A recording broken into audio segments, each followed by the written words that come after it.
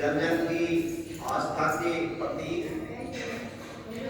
गुरु नानक जी के प्रकाश पर्व की आप सभी साध संगत को, महापुरुषों को, सत्संगी जनों को बधाइयाँ और शुभकामनाएं।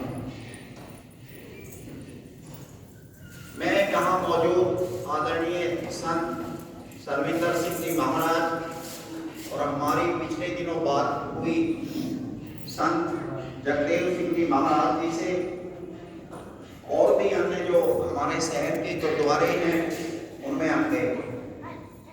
हमारी सामाजिक संस्था है लोक सेवा मंच, राष्ट्रीय सामाजिक संगठन, और उसका धार्मिक जो सांस्कृतिक प्रकोष्ठ है उसने एक संकल्प लिया है और संकल्प के तहत हम गुरुद्वारों की जो सेवा है उसका छोटा सा हिस्सा मात्र बनना चाहते हैं और उसकी जानकारी हम जन जन तक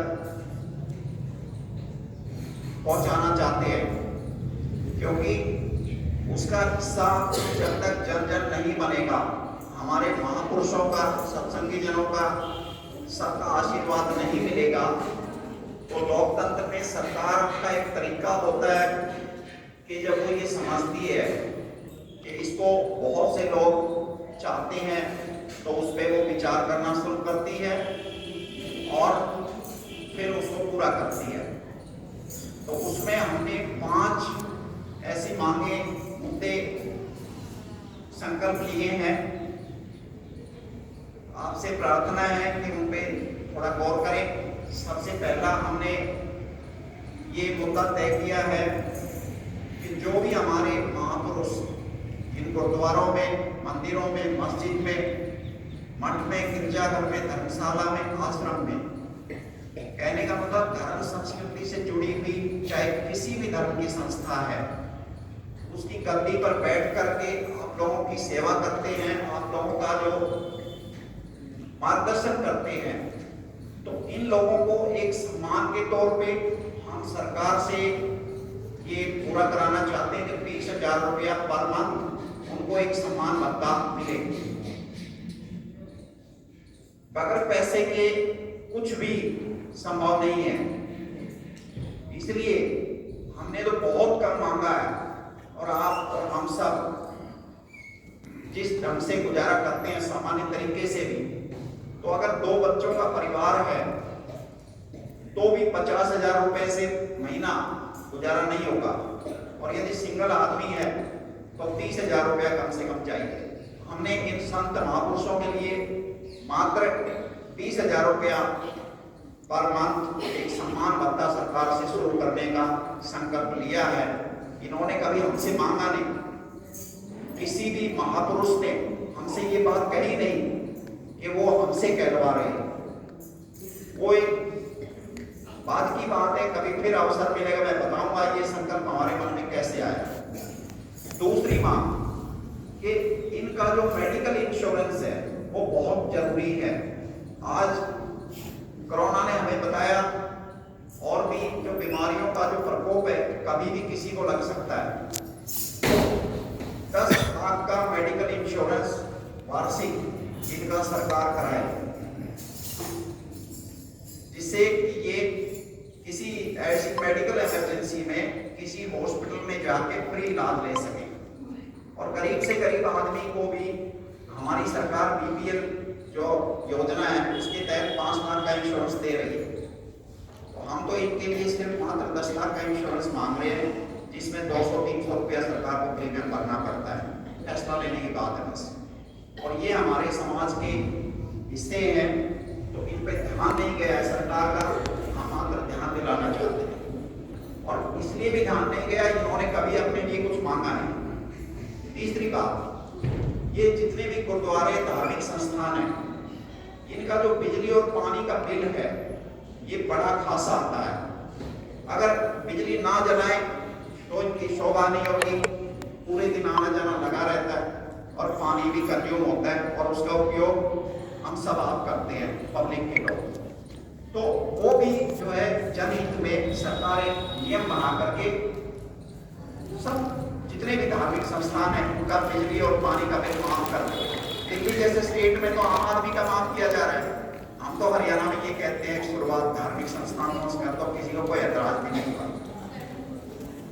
और चौथी बात ये है कि ये बिल्डिंगें तो खड़ा करना आसान है, आप जैसे लोगों के दान से, सहयोग से खड़ी होने में देर नहीं लगती है, लेकिन इनका रखरखाव करना बहुत ही ज्यादा मुश्किल होता है।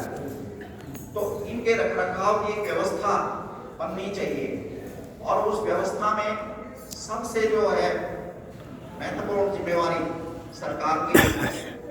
तो हम सरकार से प्रार्थना करना चाहते हैं कि 5 लाख रुपया साल का इनको एक ग्रांट दी जाए, जिससे अपनी साफ सफाई, साज सज्जा, मेंटेनेंस, टूट कोई छोटा मोटा 5 लाख में होता क्या है, तो 5 लाख का एक अनुदान इनको वार्षिक तौर पे मिले।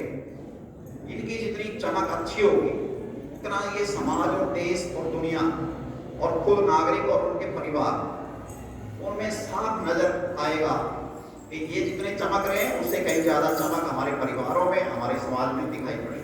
ये प्रकाश के स्रोत है और इनकी चमक धुंधली है, तो आप ये समझ लीजिए कि हमारे घरों में, हमारे समाज में उससे ज्यादा व्यवस्था है। और 5वीं बात ये है कि अगर कोई बड़ी बिल्डिंग का काम, कोई पुरानी बिल्डिंग हो जाती है तो उसको दोबारा से खड़ा करने में बड़ा खर्चा आएगा, तो सरकार से अगर अप्रूवल लेके ऐसा कोई होता है तो 30%, मात्र 30% सरकार उसमें कंट्रीब्यूशन देगी। ये हमारी 5 मांगे हैं। इतनी बड़ी मांगे हमने रखी नहीं है और सभी धर्मों के लिए हमने रखी है। और सबसे पिछले जून महीने में हमने पूरा अपने रेवाड़ी शहर के लगभग 250 मंदिर, 14-15 गुरुद्वारे और लगभग इतनी मस्जिद, 2-3 गिरजाघर, एक सब और आश्रम और धर्मशाला, तो उनसे हमारी विस्तार में बात हुई है। और ये मॉडल हमने फिर गुड़गांव में एग्जामिन किया, वहाँ भी सबकी तरफ से ये आया कि वो सहमत है। तो हम ये चाहते हैं कि एक तो इन मुद्दों पे आप सबकी जानकारी अपडेट होनी चाहिए, और जब तक आप लोग इनको सपोर्ट नहीं करोगे, ना इन्होंने मांगा है ना कभी ये मांगेंगे, तो इन बातों को सिरे चढ़ाना हमारी जिम्मेवारी है। तो आप बताइए, आप सहमत हैं 5 मांगों से? हाँ जी, हाँ जी। बोले सोनिहाल। सत श्री अकाल। मैं बस इतनी बात कहते हुए हमारे परम पूज्य जो संत है सरविंदर सिंह जी महाराज जी, संत जगदेव सिंह जी महाराज जी, उनसे भी मैं आशीर्वाद चाहूंगा।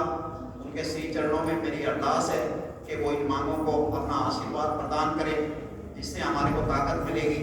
और हमने ये संकल्प लिया है कि अगले 1 साल के भीतर सरकार इन मांगों पर बहुत गंभीरता से विचार करेगी, और हमें विश्वास है इनमें से 3 मांगे बहुत तुरंत पूरी करने लायक है और 2 मांगे सरकार थोड़ा समय ले ले और पूरी कर दे।